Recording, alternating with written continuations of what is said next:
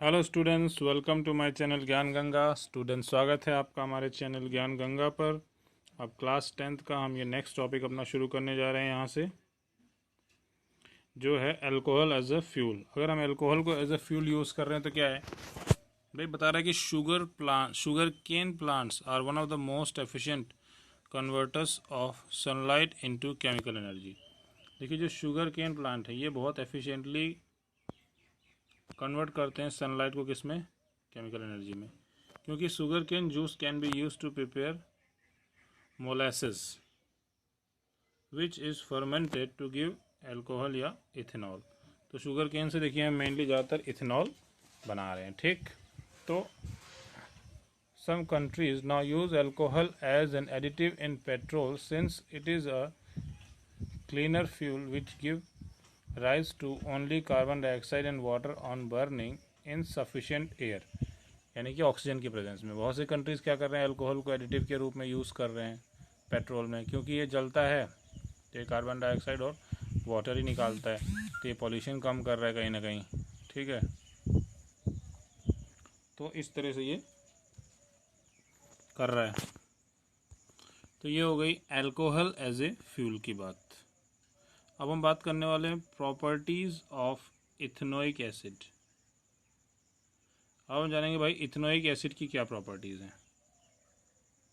तो ethanoic acid is commonly called acetic acid and belong to a group called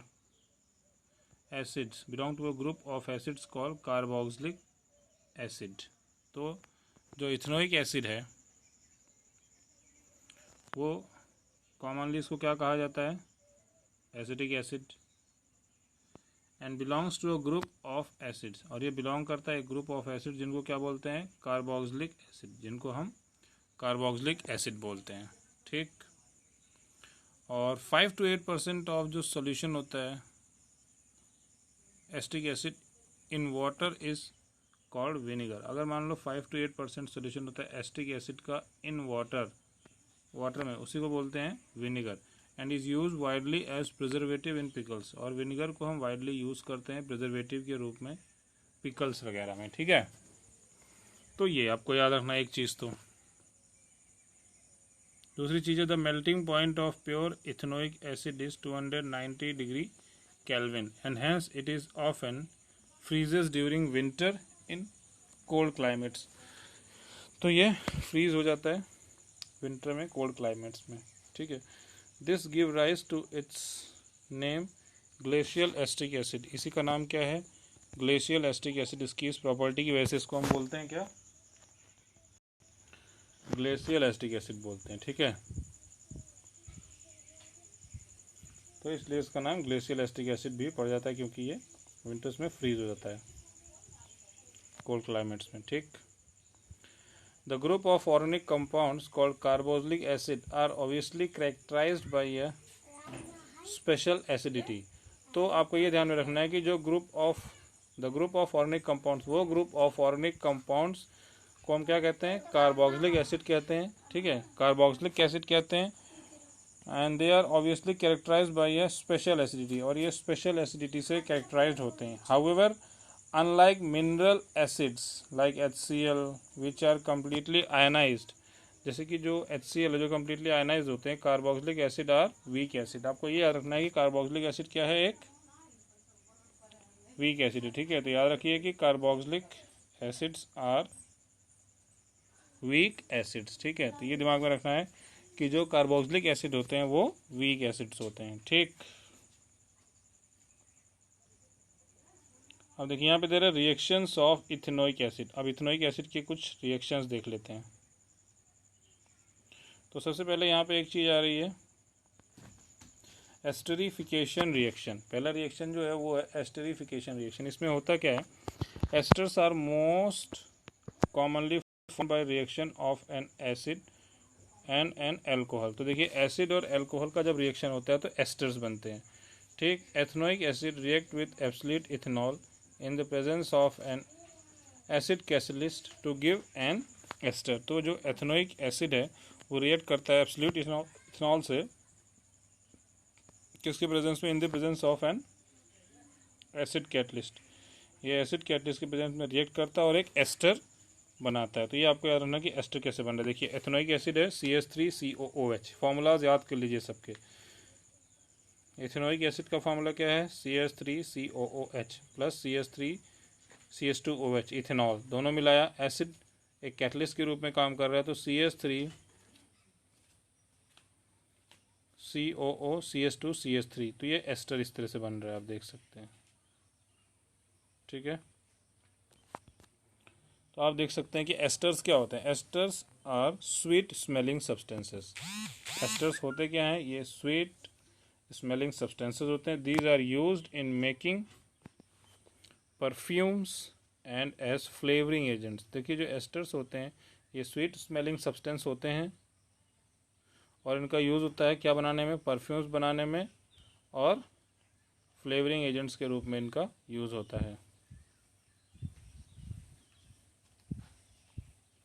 ठीक है, तो esters react in the presence of an acid और a base to give back the alcohol and carboxylic acid. अगर ester को फिर से react कराया जाए, किसी एक एसिड या बेस की प्रेजेंस में उसका रिएक्ट कराया जाए, तो फिर से वो क्या बना देता है, एल्कोहल बना देता है और कार्बोक्सिलिक एसिड बना देता है। This reaction is known as saponification. इस रिएक्शन को क्या बोलते हैं, saponification, because it is use in the preparation of soaps. इस रिएक्शन को सैपोनिफिकेशन इसलिए बोलते हैं क्योंकि इसका यूज़ होता है प्रिपरेशन ऑफ सोप, यानी कि सोप को बनाने में जो रिएक्शन यूज होता है वो है सैपोनिफिकेशन। तो सैपोनिफिकेशन रिएक्शन में होता क्या है, सैपोनिफिकेशन रिएक्शन में क्या होता है, asters react in the presence of an acid. ठीक है, एस्टर जो होते हैं वो रिएक्ट करते हैं in the presence of an acid और a base to give back alcohol and carboxylic acid. तो यही होता है क्या, सैपोनिफिकेशन रिएक्शन। ये सोप्स को बनाने में यूज़ किया जाता है। ठीक है, तो आप यहाँ पे देख सकते हैं, देखिए दे रहा है कि formation of ester, test tube containing reaction mixture. ठीक है, वाटर में रखा है, हीट कर रहे हैं, तो ये है फॉर्मेशन ऑफ एस्टर। ठीक है,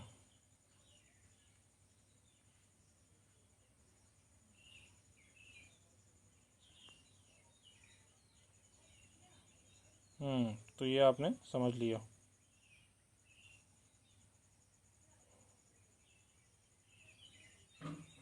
किस तरह से एस्टर्स बन रहे हैं।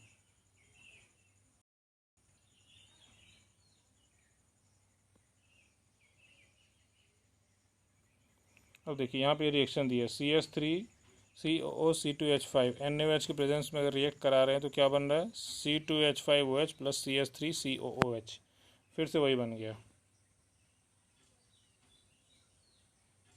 तो ये एक रिएक्शन हो गया।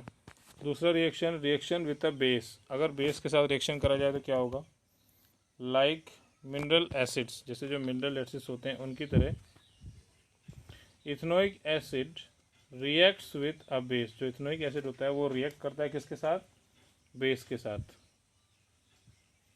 सच as sodium hydroxide to give a salt. तो जैसे मिनरल एसिड्स हैं, लाइक मिनरल एसिड्स, ठीक है, जो इथेनोइक एसिड होता है वो रिएक्ट करता है बेस के साथ और बनाता है क्या, sodium hydroxide to give a salt, sodium ethanoate, और commonly called as sodium acetate and water. तो सोडियम एसीटेट और वाटर बनाता है ये, कैसे, अब NaOH के साथ रिएक्ट कर रहा है CH3COOH, तो NaOH और CH3COOH रिएक्ट कर रहे हैं तो क्या बन रहा है, CH3COONa प्लस H2O निकल जा रहा है। ठीक, ये हो गया।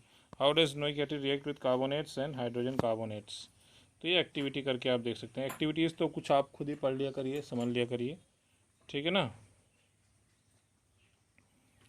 और इसके बाद देखिए एक और रिएक्शन यहाँ पे दिया हुआ है, reaction with carbonates and hydrogen carbonates. ये दिमाग में रखना है आपको कि कैसे रिएक्ट करता है कार्बोनेट्स के साथ और हाइड्रोजन कार्बोनेट्स के साथ। तो आप देख रहे हैं कि जो इथेनोइक एसिड है वो रिएक्ट करता है कार्बोनेट्स के साथ और हाइड्रोजन कार्बोनेट्स के साथ भी, to give rise to a salt. तो ये रिएक्ट करके क्या बनाता है, एक सॉल्ट बनाता है। क्या बनाता है, एक सॉल्ट बनाता है, कार्बन डाइऑक्साइड बनाता है और वाटर बनाता है। ठीक है, तो सॉल्ट, कार्बन डाइऑक्साइड और वाटर बनाता है। ठीक, तो इस तरह से ये सॉल्ट, कार्बन डाइऑक्साइड और वाटर बना देता है। The salt produce is commonly called sodium acetate. जो सॉल्ट बनता है उसको सोडियम एसीटेट ही बोलते हैं। जैसे देखिए आप क्या हो रहा है, 2CH3COOH प्लस Na2CO3, तो रिएक्शन करके क्या बन रहा है, 2CH3COO Na बन रहा है प्लस H2O प्लस CO2। ठीक, ये हो गया एक रिएक्शन। दूसरा है CH3COO NaHCO3, इससे रिएक्ट करेंगे तो वही बन रहा है फिर से CH3COO Na plus H2O plus CO2। तो आपने ये देखा कैसे ये रिएक्ट कर रहा है कार्बोनेट के साथ भी और हाइड्रोजन कार्बोनेट के साथ भी, दोनों के साथ किस तरह से ये रिएक्ट कर रहा है। ठीक, तो स्टूडेंट्स आज की प्रेजेंटेशन के लिए इतना ही है। हमने पूरा डिस्कस कर लिया properties of ethanoic acid, alcohol as a fuel कैसे यूज़ कर रहे हैं, reactions of ethanoic acid, esterification हमने देख लिया। ठीक है, रिएक्शंस विद अ बेस देख लिया हमने, तो सोडियम एसीटेट बन रहा है। रिएक्शन विद कार्बोनेट और हाइड्रोजन कार्बोनेट भी हमने देख लिया, इसमें भी क्या बन रहा है, सोडियम एसीटेट बन रहा है। तो इसमें भी देखा जाए तो सॉल्ट, कार्बन डाइऑक्साइड और वाटर बन रहा है। तो ये सारे रिएक्शंस आप ध्यान से पढ़िए, एक एक लाइन ध्यान से पढ़िए, एक एक चीज़ को ध्यान से सुनिए, पूरे लेक्चर को ध्यान से सुनिए। सब कुछ इसमें बहुत आसान तरीके से समझाया हुआ है और पूरा इसको एक एक लाइन को रीड करिए। इसके बेस पे जितने भी क्वेश्चन आंसर्स हो रहे हैं, बन रहे हैं, उन सभी को आप सॉल्व करिए। इसके बाद सोप्स एंड डिटर्जेंट्स, ये हम नेक्स्ट लेक्चर में डिस्कस करेंगे। फिर देखिए इसके साथ हमारा ये चैप्टर भी जल्दी ख़त्म हो जाएगा, कल या परसों में। फिर ये समरी पूरी डिस्कस कर लेंगे। इसके बाद आप करना क्या, ये सारी एक्सरसाइज आपको सॉल्व करते रहना है। बीच बीच में जो क्वेश्चन आंसर दिए वो भी आपको सॉल्व करना है। देखिए इसमें 15 क्वेश्चन है। ठीक है, तो ये सब आपको पढ़ना है, समझना है, सारी एक्सरसाइज को सॉल्व करना है। जो डाउट हो उसको आपको पूछना है। आप लोग पूछते नहीं है कुछ भी, तो आप जब पूछेंगे, पढ़ेंगे, समझेंगे, तभी आप पूछेंगे। तो आप पढ़िए, समझिए, रीड करिए, नोट्स बनाइए, क्वेश्चन आंसर सॉल्व करिए। जो भी ना समझ में आए वो पूछिए आप ग्रुप में। ठीक है स्टूडेंट्स, तो ये प्रेजेंटेशन यहीं ख़त्म होता है। मिलेंगे नेक्स्ट प्रेजेंटेशन में सोप्स एंड डिटर्जेंट के साथ। सोप्स और डिटर्जेंट हम डिस्कस करेंगे नेक्स्ट प्रेजेंटेशन में। So friends, see you in the next presentation. Thank you.